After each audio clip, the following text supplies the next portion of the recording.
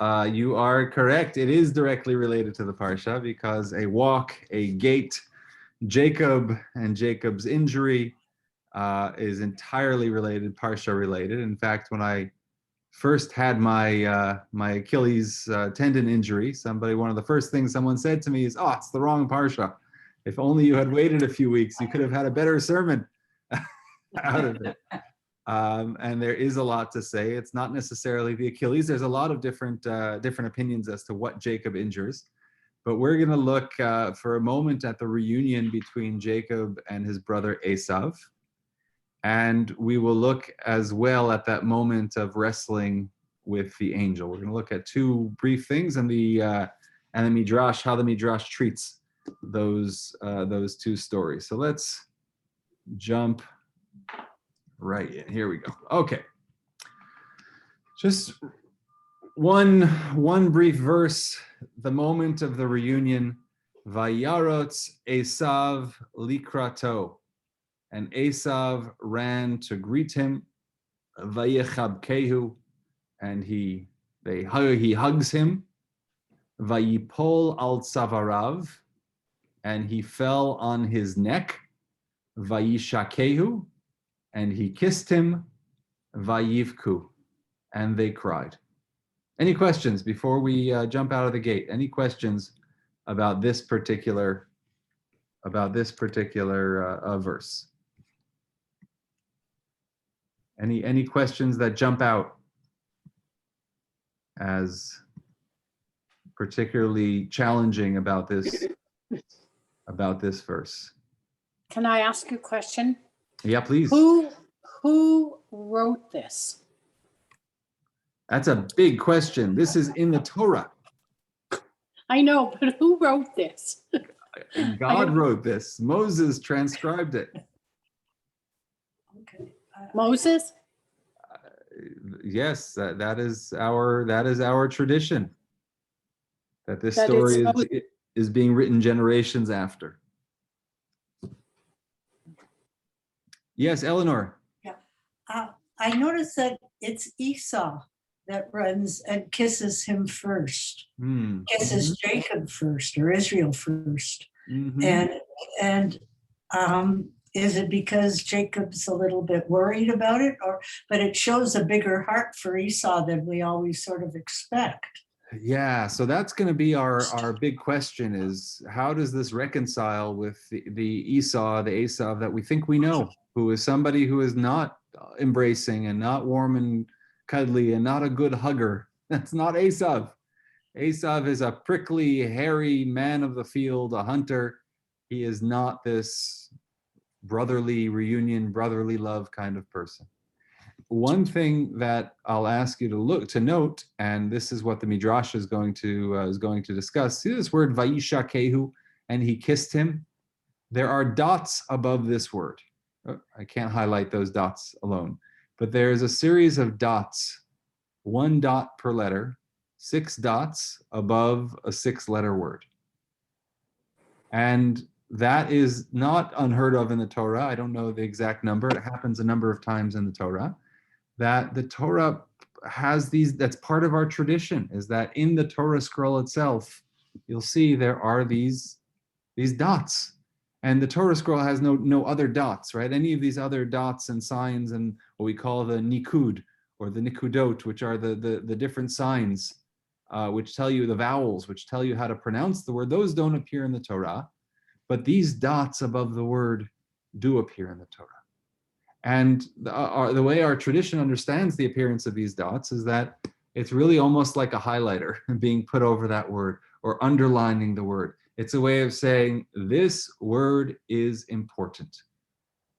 And what's the importance of the word? It's a way of saying there's something more to this word that you might not otherwise realize.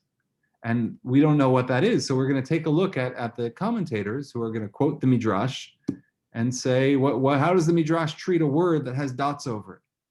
So Rashi, in the 11th century, Vayishakehu nakud alav, Rashi says there are dots above it. V'yesh cholkim badavar, there are 2 different approaches. Babraita de Sifri, in the Midrash of the Sifri. Yesh shedarshu nikudazo. There are those who say that these dots shalo nishako becholibo are meant to detract from the word. The word is, and he kissed him. So the dots take some meaning away from it. Did he kiss him? Not with all of his heart. Lo nishako becholibo, not with all of his heart.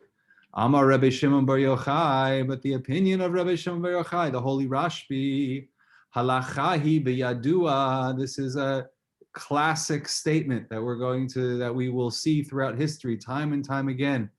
Halachahi biyadua. It is a known fact she Esav soneh liYaakov, that Esav hates Jacob.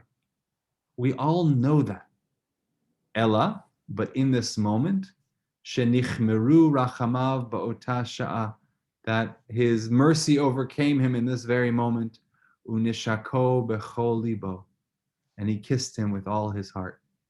We see what the Midrash just did. It said, we have two opinions, and he kissed him. And the Torah is winking at us with these dots and saying, you have to pay special attention to this word, and he kissed him.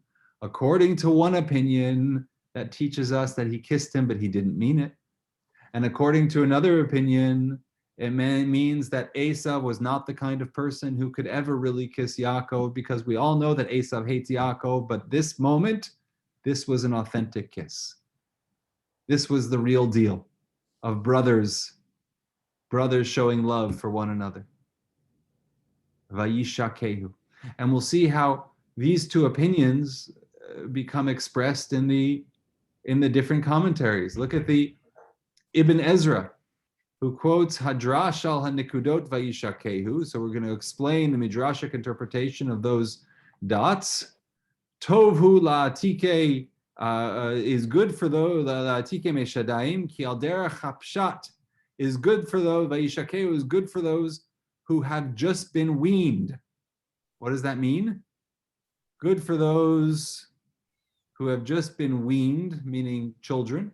But according to the straightforward interpretation, Esav did not plan to do evil to his brother.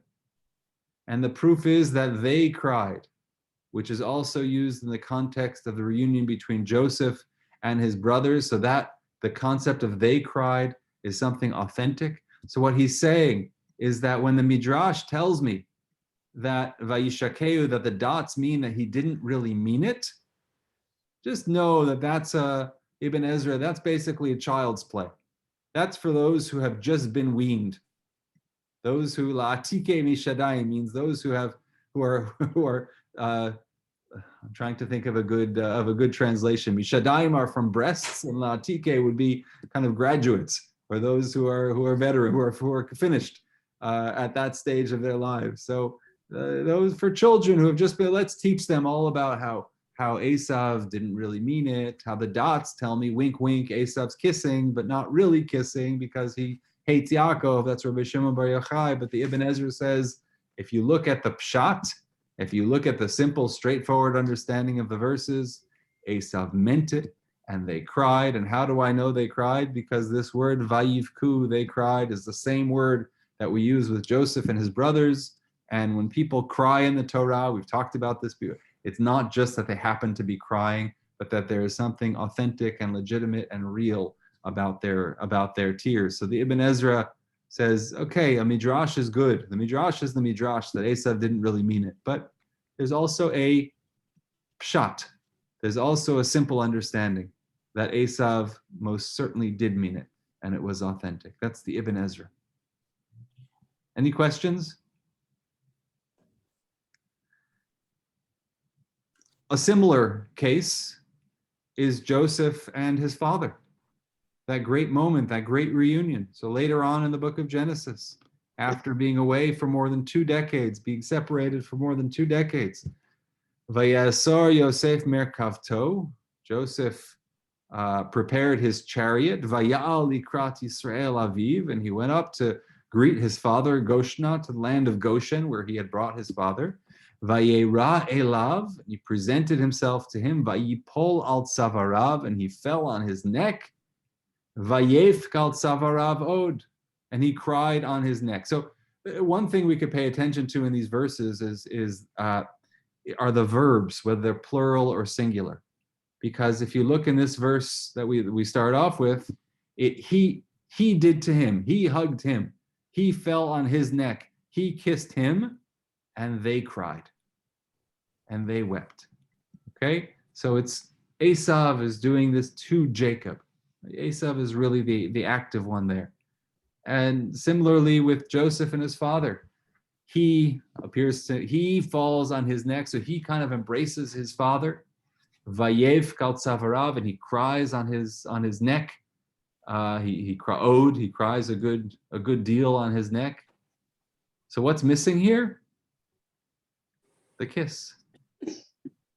The kiss. Where's the kiss? What happened? Did Joseph and Jacob not? It was a kiss only reserved for the brother. Of course. How could there not be a kiss after more than 2 decades? How could father and son not include a kiss in this great reunion? And the commentary, the Shadal, says the truth is that most of the time when it says you fall on someone's neck, bein ha'ohavim, ela linashek, it means a kiss. It's a euphemism for a kiss. When you fall on someone's neck, implied is that there's a kiss there. And if so, in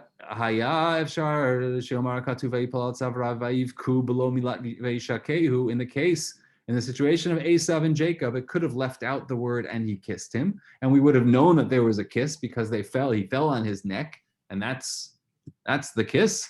And we would have understood the kiss in and of itself, Kamo Yosef and Yaakov, just like we saw with Joseph and Jacob. Shenashakoto, he kissed him, afal pi shelo nichtav, even though it's not written in the text, we know that there was a kiss. Logic determines that there was a kiss. V'efshar gamkein, we'll move over to the English. It's also possible that in a state of great emotional excitement, one would be too wonderstruck and stunned to kiss the other person. And perhaps that was the case with Joseph and Jacob. So maybe you could say that in that case, maybe they didn't kiss. That the reason it was omitted was because it was just too great of a moment. Maybe they were bawling. Maybe they didn't come around to the kiss on the cheek. But with Jacob and Esau, there's no doubt there was no great affection between them. Certainly not the type of excitement that would lead one to be wonderstruck and stunned. And therefore, we need the word kiss. And therefore, there's significance to the word kiss, because it wouldn't, maybe the Shadal said, maybe the difference would be is that it would not be assumed. And then finally, Rabbi, yeah. If I may say, I don't see this as being significant, but I do see is how Esav comes off in this parasha as so much better than Yaakov in so many ways throughout. And in addition, why are all the descendants of Esav mentioned? So many descendants and so little of Yaakov, but yeah, 100%. So 2 great questions. So the first one, that Esav comes off as a much more sympathetic character in this exchange. Look, if you read, there are many different ways to read the Torah, and if you read it according to the Pshat, it could be the Pshat. There is a way of reading the simple interpretation in which Jacob looks like the slimy cheater, and Esav looks to be a very straightforward, straight shooter, honoring his parents, a good guy, just does the right thing. There is a way of reading it like that. Our sages chose not to read it like that, and when we read the Torah, we read through the glasses, through the lenses of our sages. I'm not denying that's a possibility to read it like that, but as the Midrash said, in the name of Rabbi Shimon Bar Yochai, halacha. Go back to language for a second. As the Midrash said, halacha hi biyadua. We all know it's halacha hi biyadua. It's a very powerful formulation. It's a known fact. It's a known halacha. It's a known rule of life. She'esav sonei Yaakov. That Esav hates Jacob. And what did he mean? What did Rabbi Shimon Bar Yochai who is living through oppression by whom? By the Romans. Who are the Romans? The Romans are Edom. Who is Edom? The Edom is the descendant of Esav. And so Rabbi Shimon Bar Yochai is saying, we know that Esav hates Jacob. We know that the Romans hate the Jews. We know that what we'll come to know as Christendom, as the empire that leads the Crusades, that Jews suffer at the hands of Christianity throughout the Middle Ages, that we know that Esav hates Yaakov.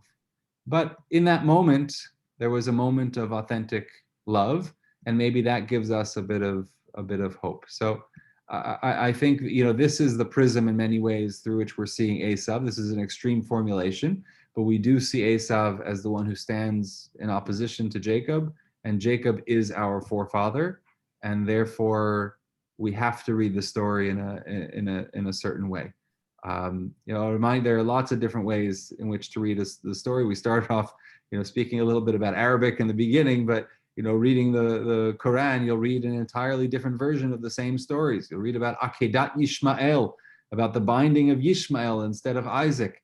And so looking at it through the prism of one's own ancestry is certainly a tradition of interpretation of the Torah. As for the question why Esav's family is listed in a more detailed way than Yaakov, I don't know. I'll regel achat, standing on one foot. I don't have an answer for that, but I'd love to hear if you or if anyone else might have a suggestion. I'd love to hear that, but I wouldn't want to venture an answer without looking into it more closely.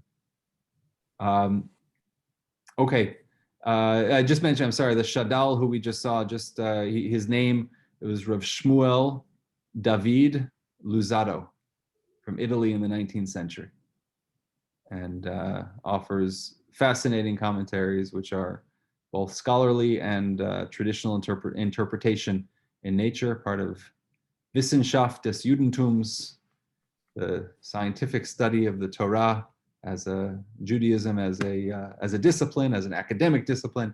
But the Shadal is one of a well-known commentary on the Torah.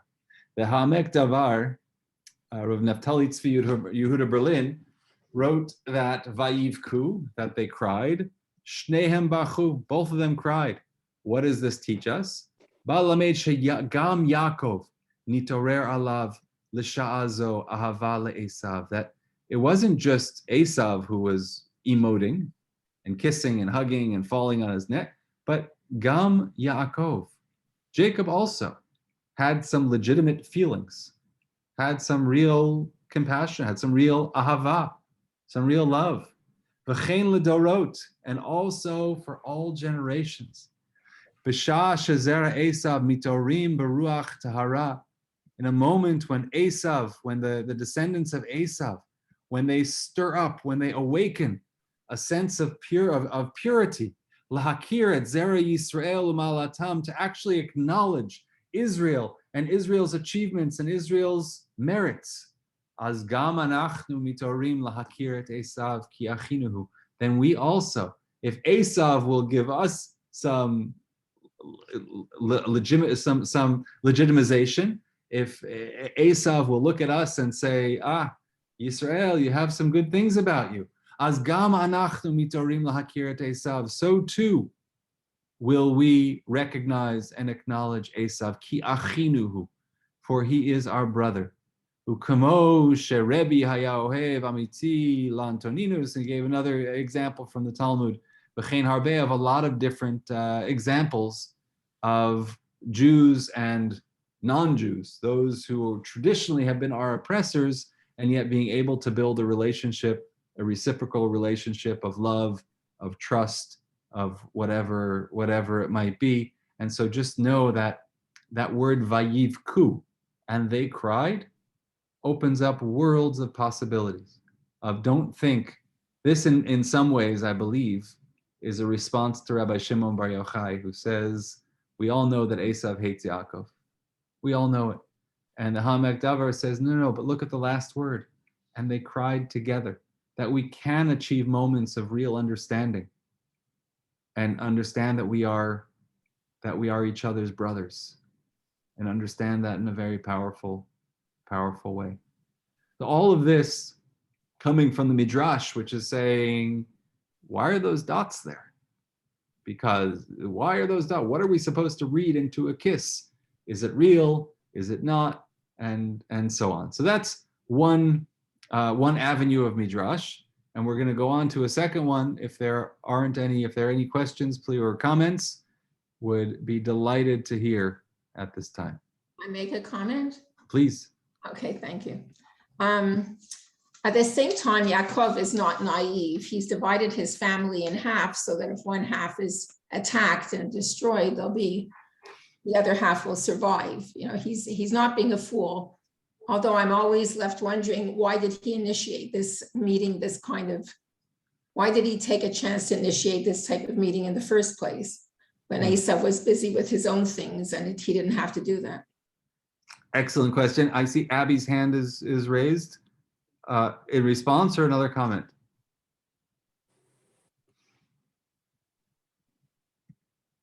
Oh.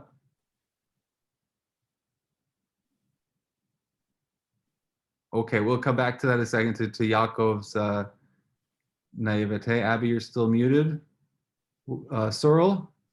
Yeah, as somebody, as you know, who was very involved in the peace movement, I think that was so interesting that it was an example of that we can build a relationship with our enemies or people whose ideas we oppose or oppose ours. Yeah. Oh, it's very, very, very powerful. Look, the idea that we're in each other's stories it's a very challenging idea. I remember, and I've quoted him a lot, but our teacher, Rabbi David Hartman, would often talk about interfaith dialogue and say at a certain point, we kind of look at each other and wonder, why am I in your story and why are you in my story? Right? Stop. Take me out of your story. Why do we have to be brothers? Look at the Bible. Rabbi Hartman would say this. He would say, you don't want me to be your brother. Look in the Bible. You see how well brothers do in the Bible? Not so well. From Cain and Hevel and onward. You know, you don't really want to be brothers in that biblical sense. So tell your story without talking about me. But once we are together, so there is something kind of difficult about that we are reading through the Jewish tradition and yet discussing other religions and other faiths and other nations. There is a challenge to that for sure in a theological sense, because no, they didn't ask to be our brothers. They didn't ask to be our cousins, unless we have a mutual understanding that that's how we'll regard each other. Peter, were you going to say something? No. Oh, okay. Tamara? Okay. On the same note of brothers, also about sons, Jacob's sons, to avenge Dinah's death, how horribly they behaved.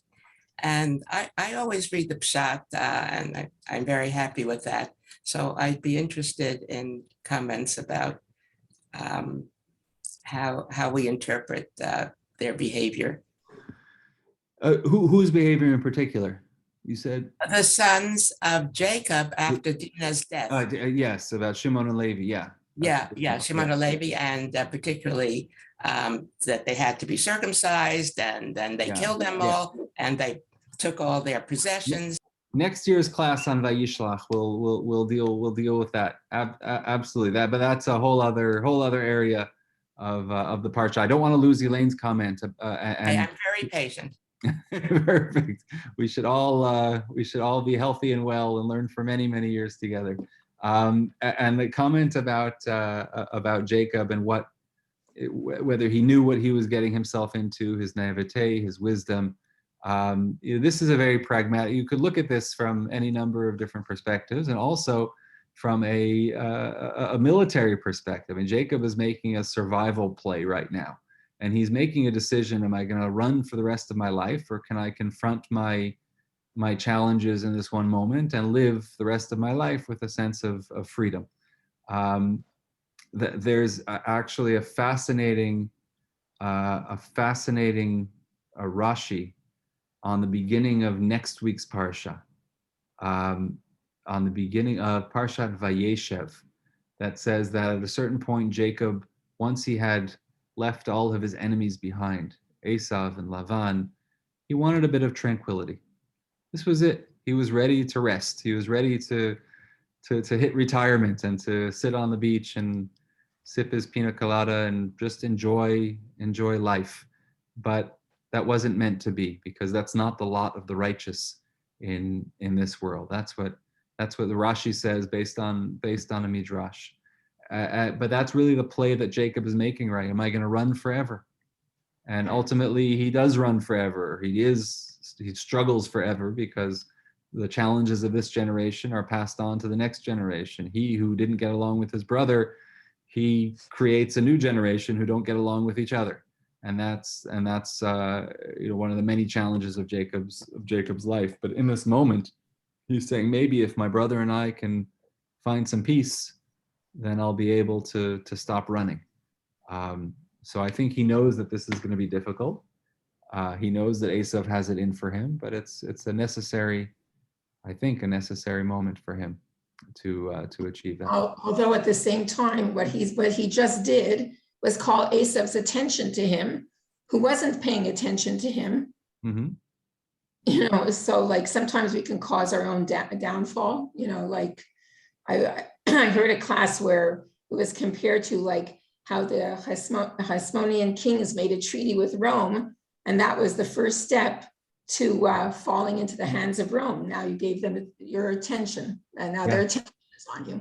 Yeah, absolutely. It's a gamble. It's 100% a gamble, and sometimes it works, and oftentimes it doesn't. But I think any military, any act, and certainly one can look at what Jacob is doing in terms of military strategy of dividing up his camp into two different camps, and to ensure some type of continuity. There's a better chance of one of them surviving if they're not together, and so on. There's a lot of thought there about how he's going to get through this and have his family, at least a portion of his family, still intact.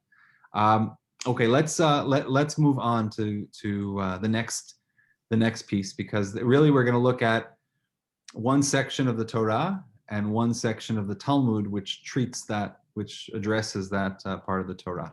And this is the wrestling. Jacob was left alone.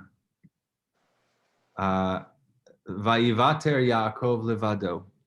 And a man wrestled with him until the break of dawn. When he saw that he had not prevailed against him, he wrenched Jacob's hip at its socket, so that the socket of his hip was strained as he wrestled with him. Then he said, "Let me go, for dawn is breaking." But he answered, "I will not let you go until you bless me." Said the other, "What is your name?" He replied, "Jacob." Said he, "Your name shall no longer be Jacob, but Israel, for you have striven with beings divine and human and have prevailed." One beautiful teaching on this, by the way. This is the source, of course. This is Yisrael. Your name will be Yisrael. Why Yisrael? Ki sarita, because you have struggled. Sarita, im Elohim. So you see the El is there, the Sar is there, Yisrael. V'im anashim, and with man, vatuchal, and you have succeeded, and you have overcome. And so Jacob, firstly, just a question, one of the classic questions on this verse, which really resonates with me, is, okay, if this is going to be the logic for naming a child, any child, or any person, we're giving a name based on this verse, that you have struggled with God and with man, and you have overcome. Which part of the verse would you focus on? Which part of the verse do you think is worthy of celebrating? I would say you have overcome. Me too. Why are we focusing on the struggle? And there's a lot to that as to why the name reflects struggle and not success. It's a very important lesson, which I'll leave right there. I won't over dramatize that point. Vayishal Yaakov, And Jacob asked, tell me your name. He says, you can't ask my name. So he took leave of him there. And so Jacob named the place Peniel, which comes from the word panim and el, panim meaning face, punim. And the reason, ki ra'iti Elohim panim el panim, vatinatzel nafshi, because I saw God face to face and my life has been preserved. Now here's the key verses that we're going to look at, or the key verse. We'll do it in Hebrew. Vayizrach lo hashemesh, the sun rose for him. Ka'asher avar et pnuel. So remember, this was a nighttime struggle, and now he's passing the place. He's leaving the place. V'hut solea al yirecho, and he is limping. Al kain, therefore, lo yochlu b'nei Yisrael gid hanasheh asher al kaf hayarech. That therefore, this is why we have this commandment not to eat the thigh muscle that's on the socket of the hip, ad hayom hazeh, until this very day, ki naga b'chaf yerech Yaakov begid hanasheh, because that was the place where this man, or this angel as we understand it, where this angel struck Jacob. Okay, and that's why Jews, typically, it's difficult to find kosher filet mignon, because that's the part of the animal where this sinew is located that we are commanded not to eat. So the Talmud in Tractate Chulin, we'll look at it in Hebrew and Aramaic first. There's an English translation here which was sent out to you, but the translation is more of an elaboration. It's kind of difficult to find a direct translation. It's more of an interpretation. So we'll look just at the Hebrew. We'll go step by step, and then we can look at the English if we'd like. So the verse, the Talmud is going to interpret two different verses. One, Vayivater Yaakov levado, Jacob remained alone. The second one, Vayeavek ishimo ad alot hashachar, that the man struggled with him until the day broke, until daybreak. So the first one, this is a classic teaching that Jacob remained alone. Amar Rabbi Elazar. Rabbi Elazar said, why? What do we learn that Jacob remained alone? What's the reason? Why did Jacob stay alone? Shenishtayer al pachim ketanim, because he had left behind small vessels.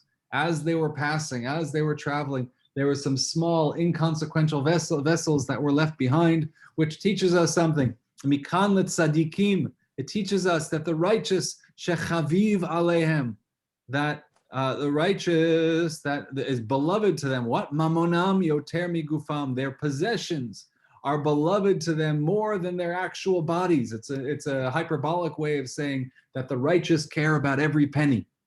The kol kach lama, why do we say this, such a dramatic statement? Lefi she'ein poshtin yedehem bagezel, because they don't extend their hand to stolen goods, meaning they are careful about every single penny, because anything that's suspect, anything that's stolen, you stay far away from.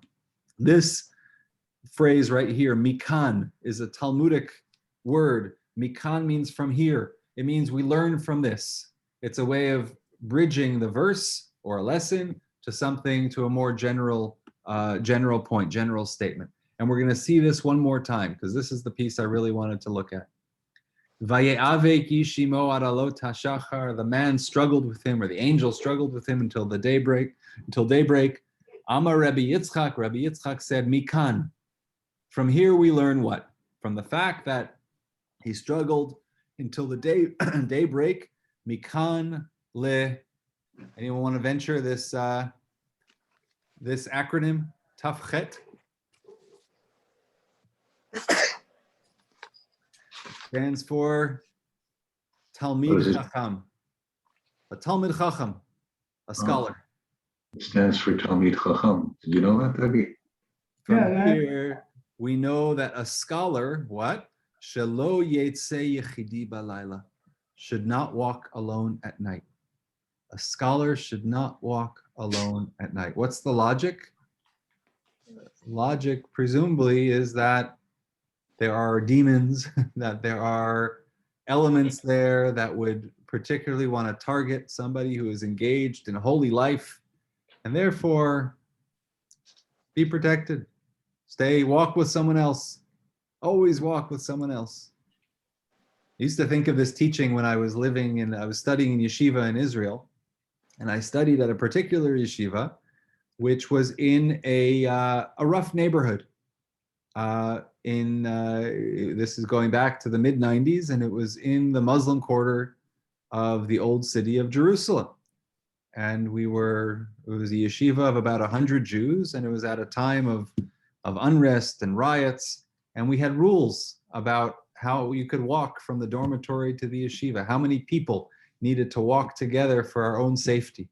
And always thought about this teaching, that there are a number of teachings that one should be particularly careful about walking. And growing up in suburbia, growing up in Western New York, in a very safe place, it was never an issue. You go out at night. It's not something I ever thought about. I think one of the teaching this class, sitting in my office in Montreal, one of the things that we often tell visitors to Montreal, to Canada, that for those of us who have lived in some cities in the United States, there are certain no-go zones.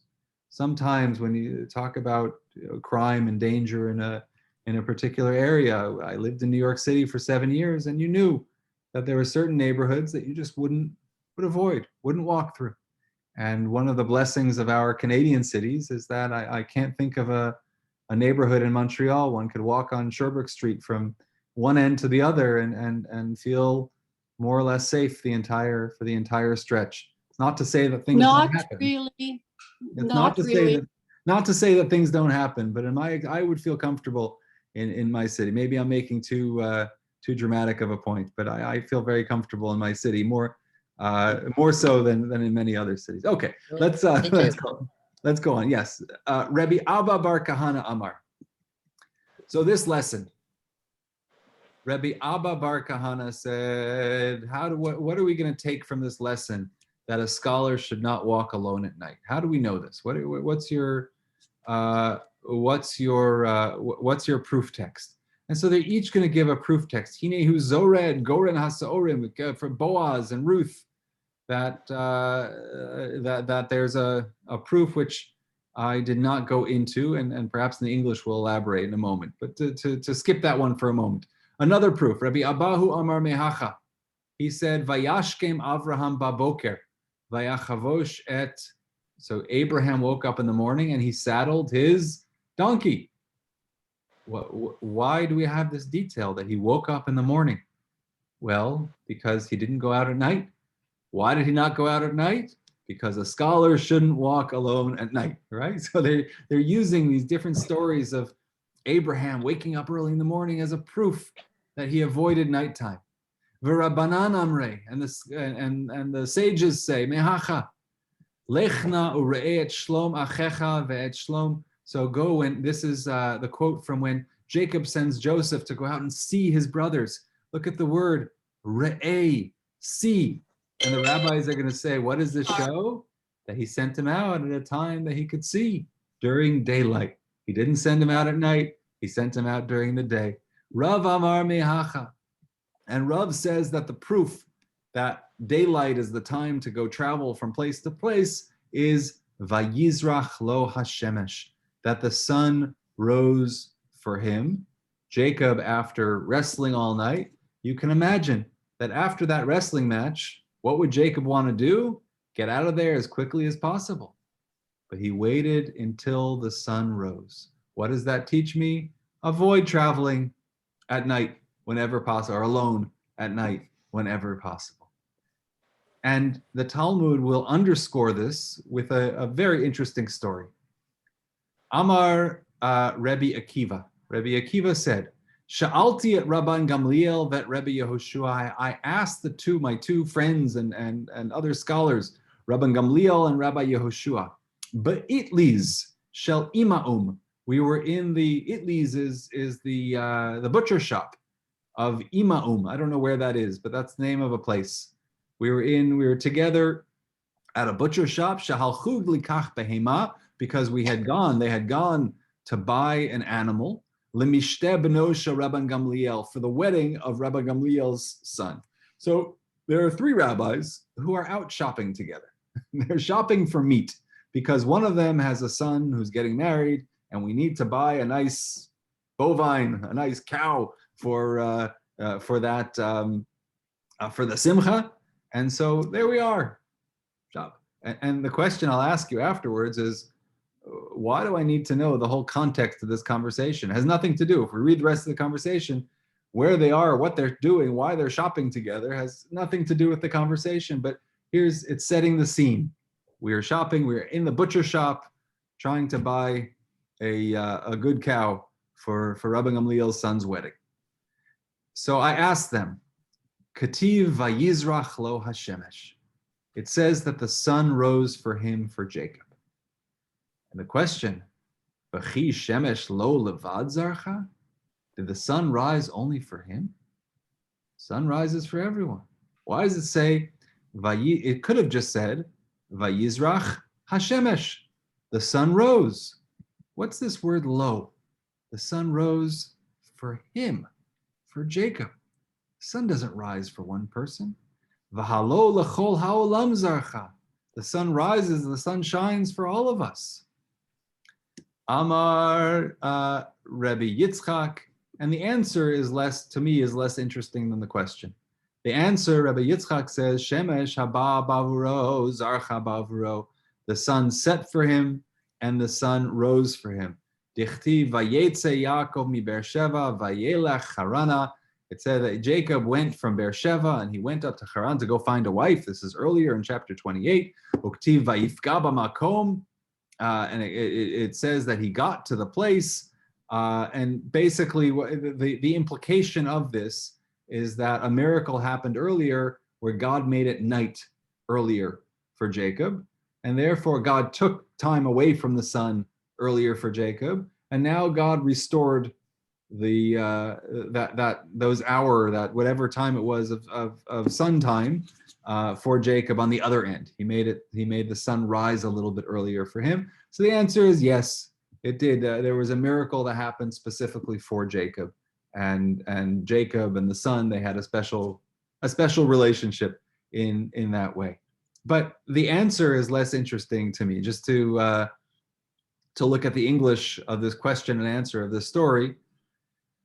Rabbi Akiva said, I asked the following question, Rabbi Gamliel, Rabbi Yoshua, in the meat market of the town of Emmaus, where they went to purchase an animal for the wedding feast of Rabbi Gamliel's son, and didn't it shine for the entire world? So Rabbi Yitzchak said, the sun which set early for him also shone early for him to rectify the disparity, because it said he went from Beersheba and went towards Haran, and he encountered the place and he slept there. When he arrived at Haran, he said, wait a second, what happened? Did I miss a place? Did I skip over a place where my ancestors were? So immediately the verse says he encountered the place, he arrived there miraculously, meaning that it was nighttime earlier. There was kind of a skipping of some time and it became night a little bit earlier than it should have otherwise. And therefore we lost some time. The sun lost some time for Jacob at that point, and it gained some time at this moment. So the question I ask you, yeah, Peter? No, go ahead. The question is the meat market question. What are they doing at the butcher shop? Shopping for a wedding. What does that have to do with anything? The question is, the sun rose for Jacob. Did the sun rise just for Jacob? It rises for everyone. And the answer is, yeah, it rose for Jacob, whatever. The answer is whatever it is, a technical answer. But, the Talmud doesn't just tell stories in this way. This shouts at us, darsheni. It says, interpret me. So that's what I'm asking you. What's the interpretation? This is a midrash. It's in the Talmud. This is a section of Agadata, of the legends of the Talmud. But it's possible that they were out together so that they wouldn't have to go alone at night. Oh, great. I love that. That's one possible answer. It's showing a practical application of what we had just learned, of the halacha that we've just learned. Excellent. Anything else? Any other suggestions? Yeah, Peter. I'm thinking about this from another perspective. The emphasis on night and day. Night is usually associated with darkness the sun usually with the daytime. But the sun is also light. So we have a play of darkness and light. And darkness is a lack of certainty, a situation which is not transparent. And it seems to me that if you interpret it more broadly, we are basically talking about operating, don't venture forth in darkness, uncertainty, look for the light, look for the transparency. That's a beautiful point. And so much of what happens at night in the Torah could only happen at night. That's right. The wrestling with the angel could not happen during the day. The vision of the ladder with the angels going up and down could only happen. You need night sometimes in order to see. That's I guess the irony of it is that sometimes in order to see and experience certain things, you need to be blinded in a certain way. You need that darkness, that lack of clarity in order to achieve a higher level of clarity. That's beautiful. That's thank you. Yeah, absolutely. There's significant symbolism. Any other, Susan, you were going to say? This may or may not have anything to do with anything, but tomorrow night, and I don't know if it's a coincidence that it's corresponding, is a tremendous lunar eclipse. And it's going to be longer than the next 100 years. Yeah. And this darkness, is it a coincidence? Does it happen yearly? We have with the Parasha a lunar eclipse? I'm not sure. I love that. I hadn't connected those two things, even though it's funny. I read one at 10 o'clock and the other at 11 o'clock, but my brain didn't put the two together, and I needed you to do that for me. So yes, I think that there certainly is something. Let's experience that lunar eclipse and then think about this while we're experiencing that, and we'll try to put it together. Any other interpretations? Oh, Eleanor, go ahead. Well, I have a question, but we always start with Vayir, Vayiboker. I'm wondering if that has anything to do with it. With what? With the fact that the Jewish day begins in the evening. The fact that the Jewish day starts with the darkness and then progresses to the light. I'd have to think about that. I don't know offhand. I hadn't given that thought. But that both are certainly part of our experience. We can't live in one alone. I remember having this very disorienting feeling when Abby and I on our honeymoon went up to the Arctic Circle to some people go to tropical places for their honeymoons, but we went to Tromsø, Norway, and experienced the midnight sun and experienced the place where the sun does not set, and how absolutely disorienting that was. And I'm grateful that I've never experienced the opposite, which is where the sun never rises, those months above the Arctic Circle where it's always dark. But there is something very disorienting, similar to the way that my relatives in California will tell me one of the things that they miss from the East Coast are the concept of seasons, that we need these natural demarcations of time. But when you live in a place that really has one season, one misses out on part of the natural markings or natural cycle rhythms. And Vayi Erev, Vayi Voker is part of that. You need both. It's a really Rabbi, what color was the sun never setting? What color was it in the Arctic? It was this beautiful red. Okay, I got it. Okay. Beautiful I'll red. to send you a photograph. That just hung there in the lower part of the sky at 3-4 a.m. It was just right in front of us, but it never went down. It was absolutely beautiful. So one interpretation which I want to leave you with is something I read a number of years ago in the name of a rabbi whose name is Rabbi Dov Weinberger. And he said the following. He said, and this is a homiletic interpretation. This is not meant to be the pshat necessarily. This is meant to be, we're looking at this section of the Talmud and saying, what is it teaching me? What's a lesson? What's another lesson that I could learn? And he said, okay, so they're shopping for a wedding. What happens at a wedding? What's the, what are some of the dangers? What are some of the things that we're concerned about? What might Rabbi Akiva be reminding his friend Rabban Gamliel? Remember, Rabban Gamliel is what we'll call the Baal Simcha. He's the guy who's throwing the party. He's the guy who's paying for the meat. He's the guy who's going to have all the guests. And you know what happens at a wedding? People, in any simcha, people get carried away. People get carried away sometimes with their own importance. People get carried away with everyone giving us attention. Somehow, sometimes we think that we are the center of the universe. When at a simcha, it's a kind of a natural thing, a natural feeling to experience, to lose a sense of perspective. Sometimes you have to live in the moment and to really appreciate the joy. But sometimes a person could think that what? That the sun shines only for them. And that was the question as Rabbi Gamliel was going so proud and so happy, preparing for his son's wedding. Rabbi Akiva said, you know that story about Jacob, Vayishlach lo hashemesh, the sun shone just for him? Does a sun shine only for Jacob? Doesn't it shine for the entire world?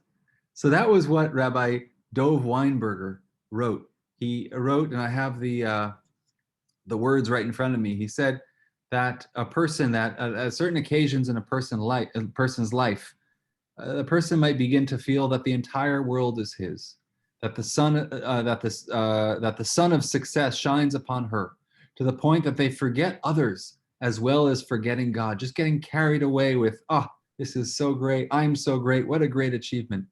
And specifically at moments like this, it's appropriate for the question to be asked, is it only for you that the sun rises, or does it rise for the entire world?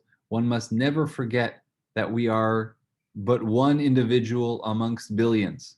And therefore, even at times of personal celebration and joy, never forget our obligations to other people and our obligations to God.